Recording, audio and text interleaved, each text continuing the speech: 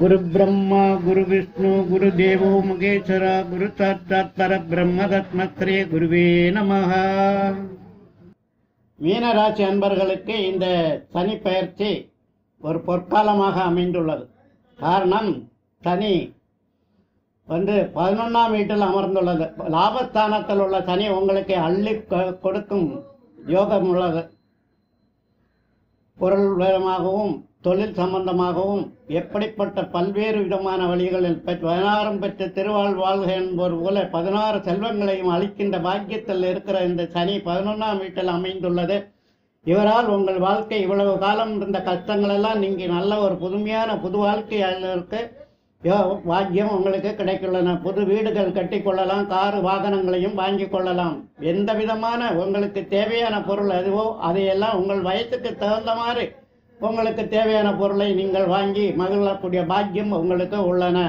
மேலும் உங்களுக்கு 2, 5, 8 போன்ற இடங்களை சனி பார்ப்பது 1, 5, 8 1, 5, 8 இடங்களை சனி பார்ப்பதால் ராசியை சனி பார்க்கிறது என்பதனால் சில நேரங்களில் உடம்பு சோர்வு ஏற்படும் வாய்ப்புகள் உள்ளன. 5ஆம் இடத்தை சனி பார்ப்பதால் உங்களுடைய குழந்தைகள் நல்ல படிப்பு முன்னேற்றங்களில் வரவும், வெளிநாடுகளுக்கு சென்று படிக்கவும், உங்கள் குடும்பத்தில் உள்ள சொத்துக்களை பங்குவெடுப்பாக பிரிவினை செய்து நீங்கள் அனுபவிக்கவும், சொந்தமான இடங்களை வாங்கி பெரிய பெரிய வீடுகளை கட்டிக்கொள்ளவும், உங்கள் குடும்பத்திலிருந்து நீங்கள் பெறும் இடத்திலேயே நீங்கள் வீடு கட்டும் பாக்கியமும் உள்ளன. 8ஆம் இடத்தை குரு சனி பார்ப்பதால் 8ஆம் இடத்தை சனி பார்ப்பதால் ஒரு சில ஏற்ற இறக்கங்களை வாழ்க்கையில் சந்திக்க வேண்டியது வரும். ஆகையினால உங்களுக்கு எந்த பாதிப்பும் இருப்பதில்லை. 8ஆம் இடம் என்பது சனியின் நட்பு வீடான சுக்கிரன் வீட்டில் அமைந்துள்ளதால் உங்களுக்கு பாதிப்புகள் எதுவும் இல்லாமல் நன்மை தீன்மைகளை சில இடங்களில் கலந்து கொண்டு வாழ்க்கை முன்னேற முடியும். அதே உங்கள் 26/12/2020 முதல் 26/12/2021 வரை உள்ள சூரிய நட்சத்திரத்தில் சனி சஞ்சரிக்கும் காலத்தில் உங்களுக்கு பெரிய பெரிய பதவிகளையும் பெரிய பெரிய லாபங்களையும் உங்களுக்கு கிடைக்கும் வாய்ப்பு உள்ளன. மேலும் 6ஆம் இடத்தில் சூரியன் 7ஆம் இடத்தில் வரும்போது உங்களுடைய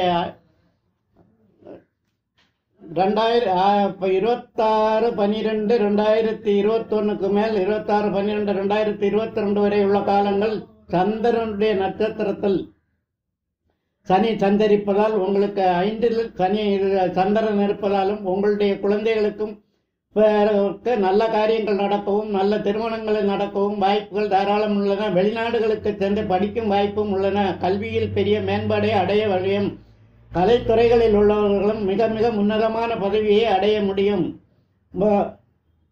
இவர்கள் வெளிநாட்டுக்கு செல்வதற்கு நல்ல யோகமும் உள்ளன.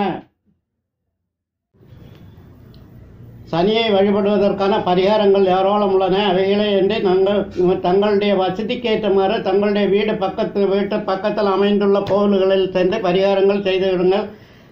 இங்கே கொரோனா பீரியடாக இருப்பதால் நீங்கள் நீண்ட தூரம் சென்று காரில் சென்று கோவிலை தேடி பிடித்துதான் பரிகாரம் பண்ண வேண்டும் என்று நாங்கள் கூறவில்லை. சங்கடம் தீர்த்திடும் சனி பகவானே, மங்களம் பொங்கிட மனமைத்திடுவாய், சத்திரவின்றி சகானறியில் இத்தகம் வாழ இன்னருள் தாத்தா போன்ற எல்லா சனிக்கிழமையிலும் விரதம் இருந்து அன்று எண்ணெய் தீபம் ஏற்றி 108 தடவை வலம் வந்து சனியை வழிபடலாம்.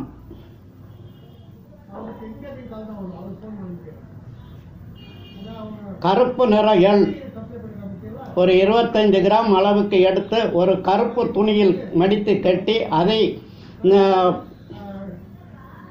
வெள்ளிக்கிழமை அன்று தூங்கும்போது தலைக்கு அடியில் வைத்துவிட்டு மறுநாள் காலையில் சனிக்கிழமை அதை எடுத்து எள்ளை 3ஆக பிரித்து ஒரு பகுதியை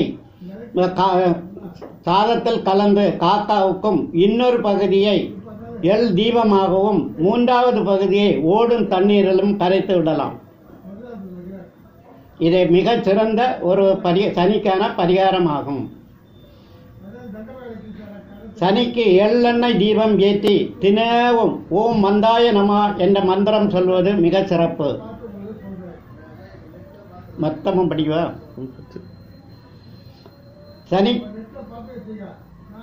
சனிக்கு பச்சை அரிசி, சர்க்கரை, தேங்காய், நீல நிற பூக்கள், எள், அவல், பூசணிக்காய், கற்பூரம், சந்தனம், வெற்றிலைப்பாக்கு இவைகளை படைத்து பூஜித்து,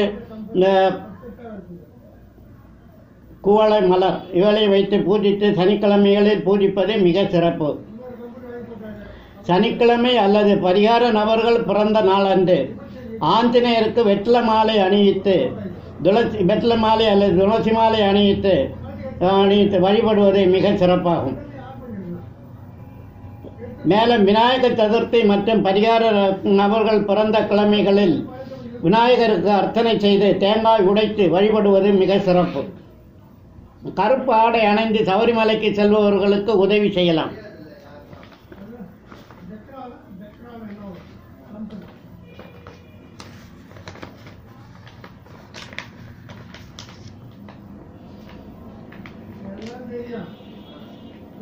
சனி தோஷம் உள்ளவர்கள் சிவ வழிபாடு ஓம் சிவாய நம என்று ஜெபித்து சிவராத்திரி என்று விரதம் இருப்பது நல்லது.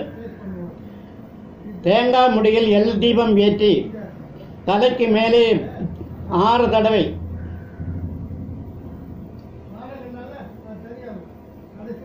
தலைக்கு மேலே வயதுக்கு ஏற்றவாறு சுற்றுவது. 6 தடவை இல்லை, வயதுக்கு எத்தனை வயசோ அத்தனை தடவை சுற்றல். அரச மரம், வெண்ணி மரத்தை சுற்றி வழிபடுவது மிக சிறப்பு. தீபம் ஏற்றி வழிபடுவது மிக சிறப்பு. கருப்பு நிற பசுக்களுக்கு தீனி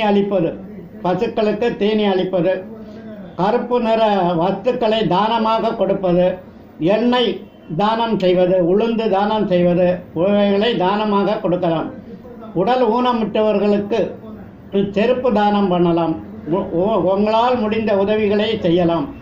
கருப்பு நிற துணியில் பொம்மை ஒன்றை செய்து சனி பகவானாக பாதித்து பூஜித்து தன் குறையை சொல்லி மனம் விட்டு உருகி அழுது கண்ணீர் விட சனிக்கு கருணை தோன்றி மன்னிப்பார்.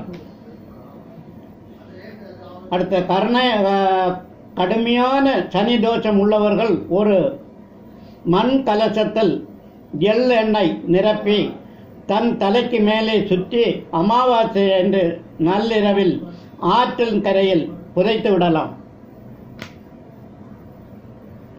திருநள்ளார் சென்று முதலில் நல தீர்த்தத்தில் குளித்து பின் விநாயகரையும் சிவபெருமானையும் பார்வதி வழிபட்டு சுப்பிரமணியரையும் வழிபட்டு பின் மூலவரை வழிபட வேண்டும்.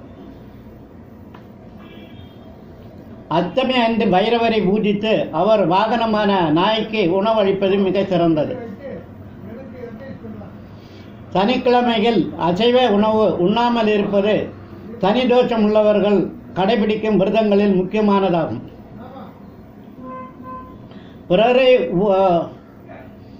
பிறர் உபயோகித்த பொருட்களை, செருப்பு, துணி போன்றவைகளை உபயோகிக்காமல், பழைய துணிகளை உபயோகிக்காமல் இருப்பது மிக நல்லது. சனியின் திருத்தலமாகிய திருநள்ளாறு, குஞ்சனூர், பொழிச்சலூர், சென்னை மேற்கு மாம்பலத்தில் உள்ள வட திருநள்ளாறு சனீஸ்வரன் கோவில் போன்றவர்களுக்கு சென்று வரலாம்.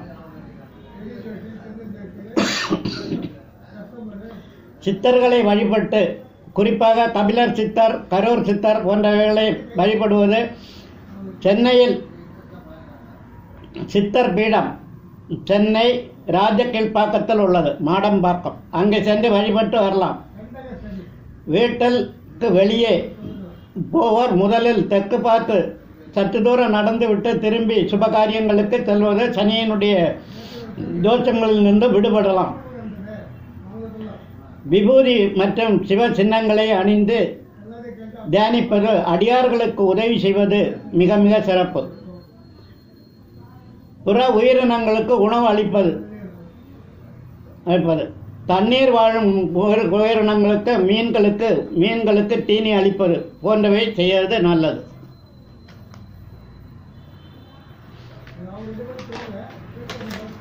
கோளார் பதியம் படிக்கலாம். தினமும் கோளார் பதியம் படியுங்கள். கோள்களால் உங்களுக்கு வரும் தோஷங்கள் விலகிவிடும். சனி பகவானை எந்திரத்தை வாசலில்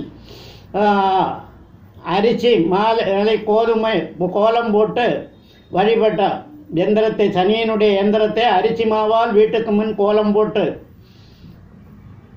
அதை வழிபடுவது மிக சிறப்பு. வாசலில் இரும்பு துண்டு அல்லது 3 ஆணியை வைத்து கட்டிவிடலாம்.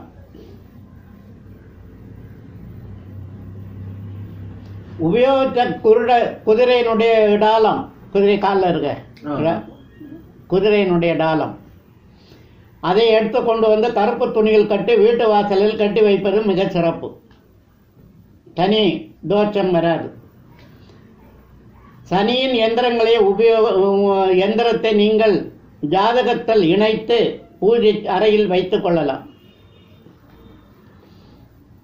சனியால் கடுமையான தோஷம் பாதிப்பு உள்ளவர்கள் மணி மந்திர ஔஷத முறைப்படி உரிய பரிகாரங்களை நேயர்களுக்கு ஏற்ற மருந்துகளும் பயன்படுத்தி நிவாரணம் பெறலாம். தன்வந்திரி ஹோமம், கோ பூஜை, மிருத்யுஞ்ச ஹோமம் ஆகிய ஹோமங்களை செய்து பலன் அடையலாம். வயதான முதியோர்கள் மற்றும் கூலி தொழிலாளர்கள் உணவளிப்பது, அன்னதானம் செய்யலாம்.